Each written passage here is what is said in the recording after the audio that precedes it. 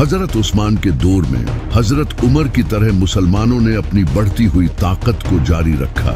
North Africa पर भी Roman empire का कंट्रोल कमजोर कर दिया। अब्दुल्ला बिन साद रजी अल्लाह तआला अन्हा फौज के साथ और वहां के रोमन दस्तों और लोकल कबीलों से मुकाबला किया। इसके अलावा मुसलमानों ने सेंट्रल एशिया के कई इलाके जैसा कि खुरासान, ट्रांसोक्सियाना और कजाकिस्तान फतह कर लिए और आज के पाकिस्तान के सूबे बलोचिस्तान और सिंध को भी फतह कर लिया। लेकिन एक दिन हजरत उस्मान कुएं के पास बैठे नबी सल्लल्लाहु अलैहि वसल्लम की अंगूठी के साथ खेल रहे थे। ये अंगूठी पहले हजरत अबू बकर, फिर हजरत उमर और इसके बाद हजरत उस्मान को मिली थी।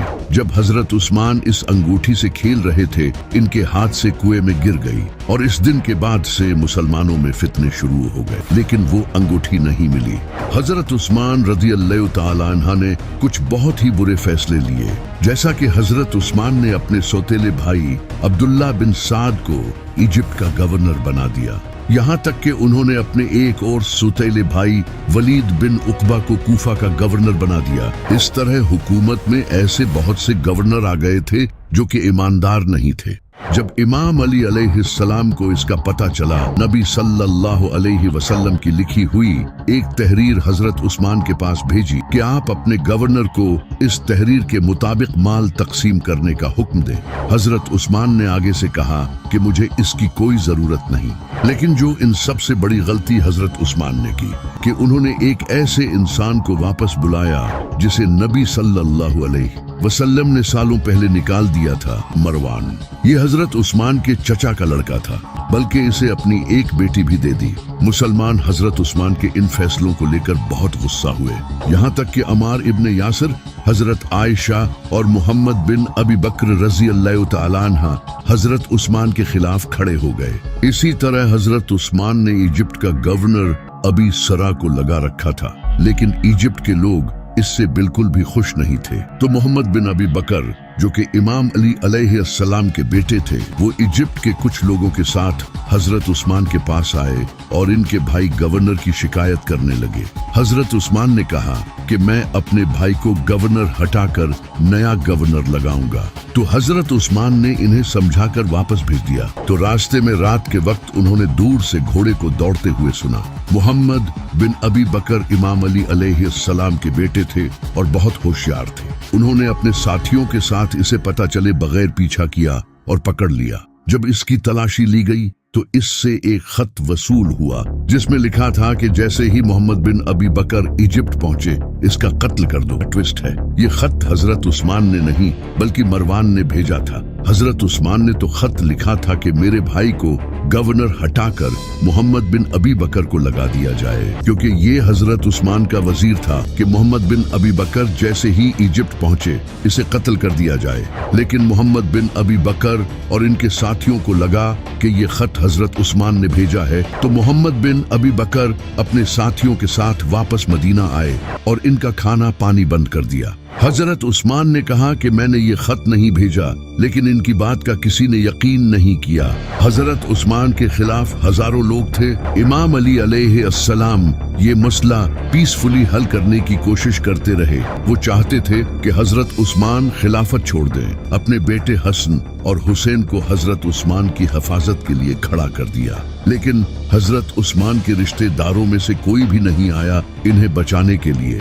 लेकिन एक दिन कुछ लोग हजरत उस्मान के घर में घुस गए और उन्होंने हजरत उस्मान को शहीद कर दिया। लेकिन आज तक किसी को नहीं पता कि किसने हजरत उस्मान को शहीद किया था। अब अगला खलीफा कौन बनेगा, इस पर मुसलमानों में डिस्कशन शुरू हो गई। इमाम अली अलैहिस्सलाम को खलीफा बनाने का फैसला किया, क्योंकि वो जानते थे कि इस बिगड़ी हुई यही इंसान संभाल सकता है। लेकिन इमाम अली अलैहिस्सलाम खलीफा नहीं बनना चाहते थे। इमाम अली अलैहिस्सलाम ने कहा कि मेरे अलावा तलहा या जुबैर को खलीफा चुन लो, लेकिन तलहा और जुबैर रज़ी अल्लाह तआला अन्हा ने खुद कहा कि आपसे बेहतर इस वक्त कोई इंसान नहीं। तो इमाम अली अलैहिस्सलाम ने कहा, याद रखना अगर मैं खलीफा बना तो फिर इंसाफ होगा और तुम्हें मेरा हर हुक्म मानना पड़ेगा। तो लोगों ने कहा बिल्कुल ऐसा ही होगा। इमाम अली अलैहिस्सलाम अलैहिस्सलाम ने खलीफा बनते ही करप्ट गवर्नर्स को हटाकर इनकी जगह नेक और ईमानदार लोगों को गवर्नर बनाया और करप्शन को खत्म किया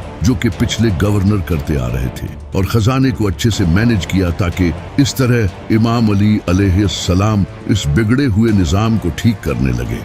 लेकिन हजरत आयशा, तलहा और जुबैर रजी अल्लाह तआला अन्हा ने कि वो हजरत उस्मान के खून का बदला ले, लेकिन इमाम अली अलैहिस्सलाम ने कहा कि मैं पहले इस पूरे निजाम को ठीक कर दूं, उसके बाद, क्योंकि उस वक्त सिचुएशन बहुत क्रिटिकल हो चुकी थी और अगर इमाम अली अभी हजरत उस्मान की शहादत का बदला लेते तो सिचुएशन और ज्यादा बिगड़ जाती। लेकिन हजरत आयशा, तलहा और जुबैर ने और वो बसरा की तरफ रवाना हो गए ताकि वहां से एक फौज लेकर जंग कर सके।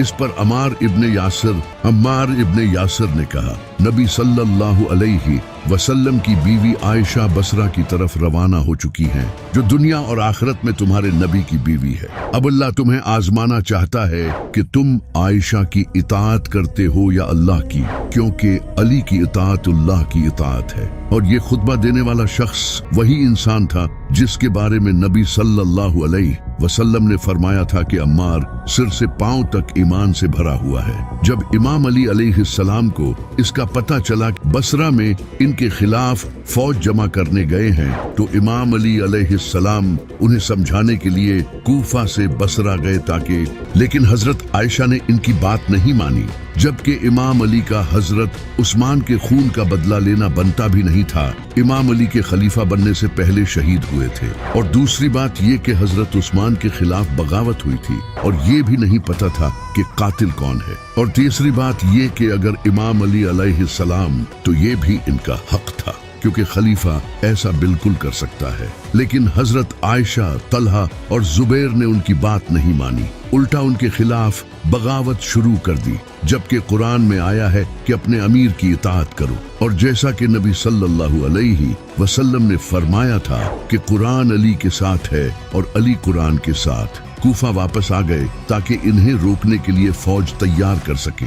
जब हजरत आयशा इमाम अली अलैहिस्सलाम के खिलाफ जंग करने बसरा से गुजरी जहां पर कुत्तों ने हजरत आयशा रजी अल्लाह तआला अन्हा पर भौंकना शुरू कर दिया, और उन्होंने साथियों से पूछा कि इस जगह का नाम क्या है, जिस पर उनके साथियों ने कहा कि इस जगह का नाम हौब है। हजरत आयशा रजी अल्लाह तआला अन्हा ने कहा कि मैं इससे एक कदम भी आगे नहीं जाऊंगी। मैंने खुद नबी सल्लल्लाहु अलैहि वसल्लम से सुना था कि मेरी उस बीवी का क्या हाल होगा जिस पर हौब के कुत्ते भौंकेंगे। लेकिन हजरत जुबैर ने इन्हें बहला फुसला दिया। बसरा के बाहर एक मैदान में इमाम अली अलैहिस्सलाम और हजरत आयशा की फौज का सामना हुआ। इमाम अली अलैहिस्सलाम के खिलाफ तलवार लेकर आपके खेमे के बाहर आए। इमाम अली ने फरमाया कि मैं खुद जाता हूँ। इमाम अली अलैहिस्सलाम हजरत जुबैर के सामने आए और कहा, जुबैर तुम्हें वो दिन याद है?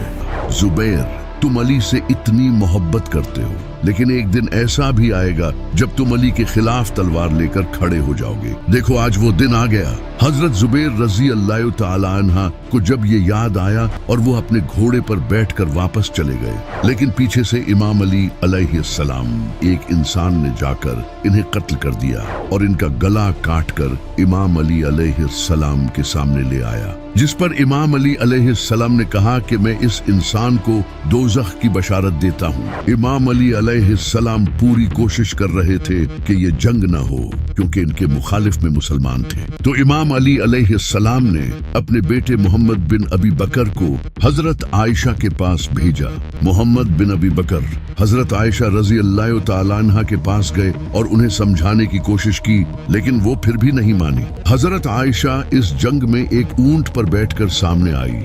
इस ऊंट के आसपास लश्कर था जो कि हजरत आयशा के इस ऊंट को प्रोटेक्ट करता था, जिसे देखकर कुछ सहाबा के दिलों में शक पैदा हुआ कि हमें किसका साथ देना चाहिए। जब उन्होंने देखा कि सामने हजरत आयशा हैं, तो उन्हें ख्याल आया कि मुझे नबी सल्लल्लाहु अलैहि वसल्लम की बीवी का साथ देना चाहिए, कि नबी सल्लल्लाहु अलैहि वसल्लम ने फरमाया था कि वो कौम कभी तरक्की नहीं कर सकती जिसकी लीडर एक औरत। तो उन्होंने इमाम अली का ही साथ दिया। इसके बाद जंग शुरू हुई और तीर अंदाजों ने तीर चलाए और एक एक करके दोनों तरफ के लोग शहीद होने लगे। इमाम अली अलैहिस्सलाम ने हजरत आयशा के ऊंट को निशाना बनाया क्योंकि ये फौज का सेंटर था और अपने बहादुर बेटे इमाम हसन अलैहिस्सलाम को हुक्म दिया।